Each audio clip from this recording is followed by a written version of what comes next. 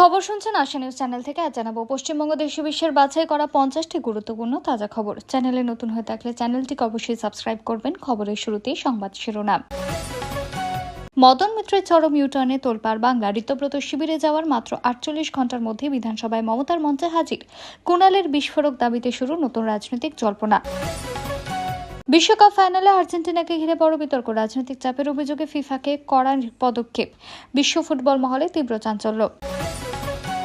বাঁকড়া মসজিদে চরম উত্তেজনা। নামাজে গিয়েও ফিরে এলো সিদ্দিকুল্লাহ। এলাকায় 163 ধারা জারি। র্যাফ ও বিশাল পুলিশ বাহিনী মোতায়েনে থমথমে পরিস্থিতি। মুর্শিদাবাদে ভয়াবহ ট্রেন দুর্ঘটনার শোকের ছায়া। 4 শিশুসহ 5 জনের মর্মান্তিক মৃত্যু। গাফিলতির অভিযোগে গ্রেপ্তার গেটম্যান। 10 লক্ষ টাকা ক্ষতিপূরণ ঘোষণা। মদন মিত্রের শিবির বদলে বিস্ফোরণ। বৌদি আর ছেলেদের ডেকেছে ইডি। কুণাল ঘোষের মন্তব্যে নতুন করে উত্তপ্ত রাজ্য রাজনীতি। একটা দাবাং তৃণমূল দরকার। মদন মিত্রের বিস্ফোরক মন্তব্যে রাজনৈতিক মহলে তোলপাড়। দলীয় নেতৃত্বকে ঘিরে শুরু জোর আলোচনা। দুর্গাপুজোর আগে বড় সুখবর। পুজো কমিটিগুলোর অনুদান আগের চেয়েও বাড়তে পারে। নতুন সরকারের সম্ভাব্য সিদ্ধান্তে খুশির হাওয়া। ইরানে ভয়াবহ মার্কিন হামলার দাবি। একের পর এক সেতু রেলপথে ধ্বংসযজ্ঞ। পরপর মৃত্যুর ঘটনায় আন্তর্জাতিক মহলে উদ্বেগ। ঋতব্রতের হাত ধরার দুদিনের মধ্যেই মমতার ধর্ণা মঞ্চে মদন মিত্র। কুণাল ও শোভন দেবের কটাক্ষে নতুন রাজনৈতিক বিতর্কের সূচনা। সংসদের করা নির্দেশ দিলেন স্ট্যালিন। কংগ্রেসকে ঘিরে নতুন বিতর্কে জাতীয় রাজনীতিতে শুরু জোর চর্চা। অভিষেক বন্দ্যোপাধ্যায়ের বড় স্বস্তি। শৈজাল মামলায় আদালতের গুরুত্বপূর্ণ পদক্ষেপের বদলে যেতে পারে রাজনৈতিক সমীকরণ। নির্বাচন কমিশনের জন্য বড় ধাক্কা। নাগরিকত্ব মামলায় সুপ্রিম কোর্টের রায়ের পর বাংলা রাজনীতিতে নতুন সমীকরণের জল্পনা তুঙ্গে। কৃষি ঋণ মকুবে বড় সিদ্ধান্ত। চাপের মুখে 2 গুরুত্বপূর্ণ শর্ত প্রহার। রাজনৈতিক মহলে শুরু নতুন বিতর্ক। বাড়ির সামনে বিক্ষোভ। বেরোলে ডিম থেরাপির হুঁশিয়ারি। চাপে পড়ে ঋতব্রত শিবিরে যোগ দিলেন মমতা ঘনিষ্ঠ তাপস। মুর্শিদাবাদের মর্মান্তিক দুর্ঘটনায় বাড়ল মৃতের সংখ্যা। মুখ্যমন্ত্রী শুভেন্দুর করা হুঁশিয়ারি। গাফিলতি বরদাস্ত নয়, কাউকে রেয়াত করা হবে না। অন্নপূর্ণা যোজনা বড় সতর্কবার্তা। অনলাইনে তথ্য গোপন করলে আবেদন বাতিল। যাচাইয়ের সময় বাদ পড়তে পারেন বহু আবেদনকারী। মমতাকে সরকারি হেলিকপ্টার ব্যবহারের প্রস্তাব শুভেন্দু। রাজনৈতিক মহলে শুরু জোর জল্পনা ও চর্চা। 21শে জুলাইয়ের আগে বড় রাজনৈতিক বিস্ফোরণ। মমতার বার্তার পর ব্রাত্য বসুর সম্ভাব্য সিদ্ধান্ত ঘিরে জোর জল্পনা। অন্নপূর্ণা যোজনায় কারা পাবেন না সুবিধা। আবেদন বাতিলের সমস্ত নিয়ম স্পষ্ট করে জানালেন রাজ্যের মন্ত্রী। বহরমপুরের মর্মান্তিক দুর্ঘটনায় শোক প্রকাশ মুখ্যমন্ত্রী শুভেন্দুর। ক্ষতিপূরণ দিয়ে এই শূন্যস্থান পূরণ হওয়ার নয়, আবেগঘন বার্তা। বন্ধ কারখানায় চাঞ্চল্যকর কাণ্ড। মধুচক্রের আসরের অভিযোগ। উদ্ধার প্রচুর কন্ডোমের প্যাকেট ও গর্ভনিরোধক ওষুধ। বিস্মিত মালিক। গ্রাম জুড়ে তীব্র শোরগোল। সিদ্দিকুল্লাহকে করা হুঁশিয়ারি দিলীপ ঘোষের। পুলিশের লাঠি শক্ত হয়ে গিয়েছে। একঘা পড়লে বাকি জীবন হাসপাতালে কাটবে। মন্তব্যে শুরু বিতর্ক।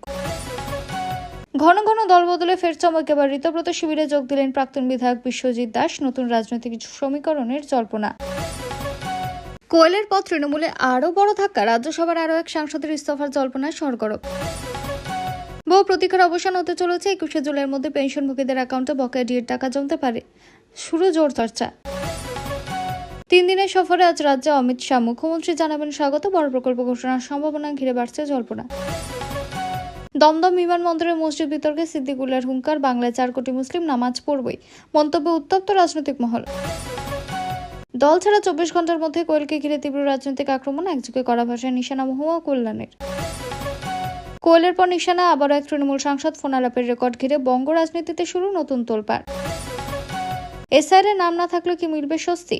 নাগরিকত্ব মামলায় সুপ্রিম কোর্টের গুরুত্বপূর্ণ বার্তায় স্বস্তিতে হাজার হাজার মানুষ।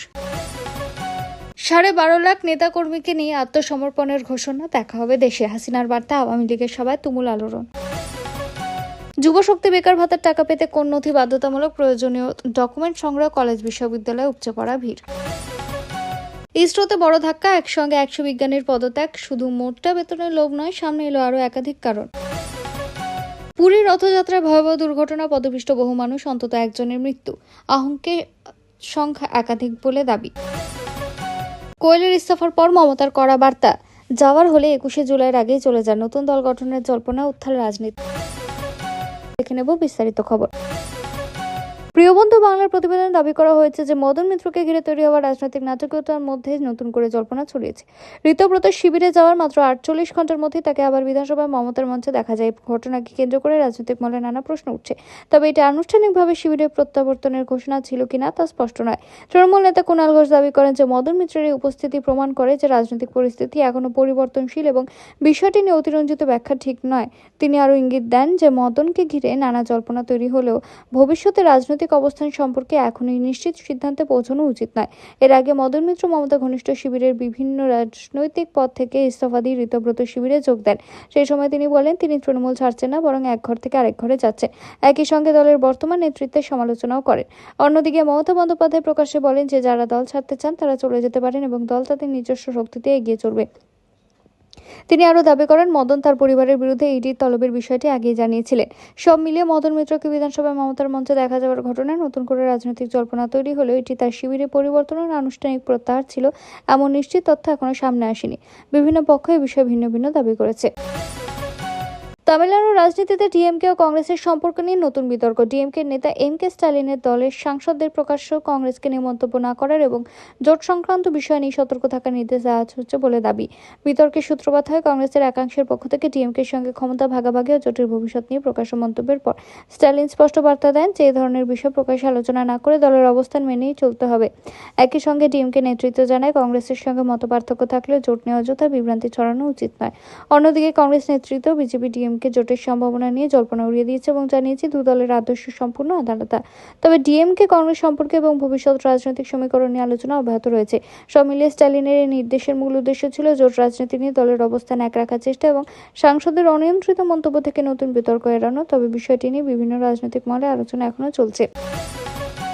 দমদম বিমানবন্দরে মসজিদে নামাজ পড়া নিয়ে সিদ্দিকুল্লাহ চৌধুরীর মন্তব্যের পর বিজেপি নেতা দিলীপ ঘোষ তীব্র প্রতিক্রিয়া জানান। সিদ্দিকুল্লাহ বলেছিলেন বাংলায় 4 কোটি মুসলিম নামাজ পড়বই। এই মন্তব্য ঘিরেই রাজনৈতিক বিতর্ক তৈরি হয়। এক জবাবে দিলীপ বলেন আইন শৃঙ্খলা রক্ষায় পুলিশ এখনো অনেক বেশি করা। তার বক্তব্য ছিল পুলিশের লাঠি শক্ত হয়ে গিয়েছে, এক ঘা পড়লে বাকি জীবন হাসপাতালে কাটাতে হবে। আইন ভাঙার চেষ্টা করলে পুলিশ ব্যবস্থা নেবে। এই মন্তব্যকে কেন্দ্র করে রাজনৈতিক মহলে নতুন বিতর্কের সৃষ্টি হয়েছে। অন্যদিকে সিদ্দিকুল্লাহ চৌধুরী দাবি করেন ধর্মীয় অধিকার অনুযায়ী মুসলিমরা নামাজ পড়বেন এবং তা নিয়ে আফসোস করা হবে না। তার বক্তব্যের পর থেকে বিষয়টি রাজনৈতিক রূপ নেয় এবং বিভিন্ন দল একে অপরকে আক্রমণ করতে শুরু করে। সব মিলিয়ে মসজিদ ও নামাজ ইস্যুতে দুই নেতার করা মন্তব্যের জেরে রাজ্যের রাজনৈতিক পরিবেশ আরও উত্তপ্ত হয়েছে। তবে প্রশাসনের পক্ষ থেকে জানানো হয়েছে কোথায় রাজনৈতিক আইন শৃঙ্খলার অবনতি হলে প্রয়োজনীয় ব্যবস্থা নেওয়া হবে। অন্নপূর্ণা যোজনা নিয়ে রাজ্যের নারী শিশু ও সমাজ কল্যাণ দপ্তরের মন্ত্রী মালতী রাভা রায় জানিয়েছেন ভুল তথ্য বা তথ্য গোপন করলে আবেদন বাতিল হবে। বর্তমান সরকারের অনলাইন অফলাইন জমা পড়া সমস্ত আবেদনপত্র যাচাই করা হচ্ছে। মন্ত্রী বলেন অনেকে একাধিকবার আবেদন করেছেন বা ফর্মে ভুল তথ্য দিয়েছেন। যাচাইয়ের সময় যদি দেখা যায় আবেদনকারী প্রকল্পে নির্ধারিত যোগ্যতার মধ্যে না পড়েন বা ইচ্ছাকৃতভাবে ভুল তথ্য দিয়েছেন তাহলে তার আবেদন গ্রহণ করা হবে না।